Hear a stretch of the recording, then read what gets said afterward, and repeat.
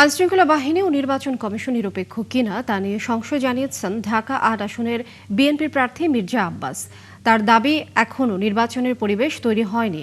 এদিকে ৮ ফেব্রুয়ারি নয়াপল্টনে জনসভার পরিবর্তে ৮ ও ৯ তারিখ ঢাকা মহানগর উত্তর এবং দক্ষিণের বিভিন্ন প্রান্তে নির্বাচনী সমাবেশ করবে বিএনপি। এতে বক্তব্য রাখবেন দলের চেয়ারম্যান তারেক রহমান। আরও জানাচ্ছেন মাইলা ইসলাম।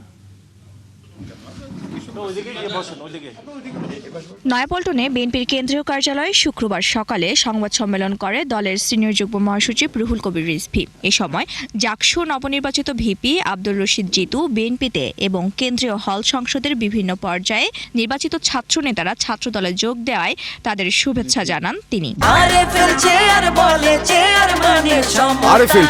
ক্ষমতার নয়, সমতার চেয়ার। যারা বর্তমান একেবারে কারেন্ট ছাত্রদের নেতৃত্ব দিচ্ছেন তাদের সবাইকে তাদের মঙ্গল কামনা করে পরে রিজভী নয়াপল্টনে বিএনপির ৮ ফেব্রুয়ারি নির্বাচনী জনসভা পরিবর্তে নতুন কর্মসূচির ঘোষণা দেন। উত্তর এবং দক্ষিণের বিভিন্ন স্পটে আমাদের চেয়ারম্যান মহোদয় তিনি হয়তো ৮-৯ তারিখে তিনি সেখানে বক্তব্য রাখবেন।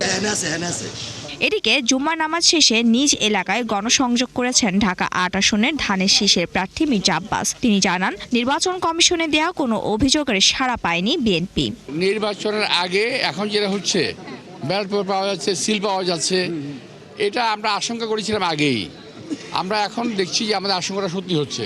এই ব্যাপারে আমরা নির্বাচন কমিশনকে বলবো যথাযথ ব্যবস্থা নেওয়ার জন্য, এবং নির্বাচন কমিশন যাতে পক্ষপাত না করে আমরা সেদিকে খেয়াল রাখতে বলবো। ঢাকা ১৭ আসনে ধানের শীষ প্রার্থী তারেক রহমানের পক্ষে গণসংযোগ করেছেন বিএনপি চেয়ারম্যানের উপদেষ্টা ও প্রচার দলের প্রধান সৈয়দ মোয়াজ্জেম হোসেন আলাল। একটি রাজনৈতিক দল এক জায়গায় তাদের বক্তব্যে বলেছে, তাদের নায়েবে আমির নির্বাচনী এলাকায় তার বক্তব্যে বলেছে যে আপনারা এখন জনগণের পা ধরেন ১২ তারিখের আগে পর্যন্ত, ১২ তারিখের পরে ৫ বছর জনগণ আপনাদের পা ধরে থাকবে। কিন্তু আমরা বলতে চাই এর ঠিক উল্টোটা।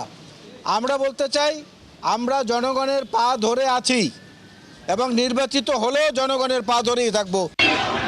এছাড়া ঢাকার অন্যান্য আসনেও দিনভর প্রচার কাজ চালিয়েছেন বিএনপি প্রার্থীরা।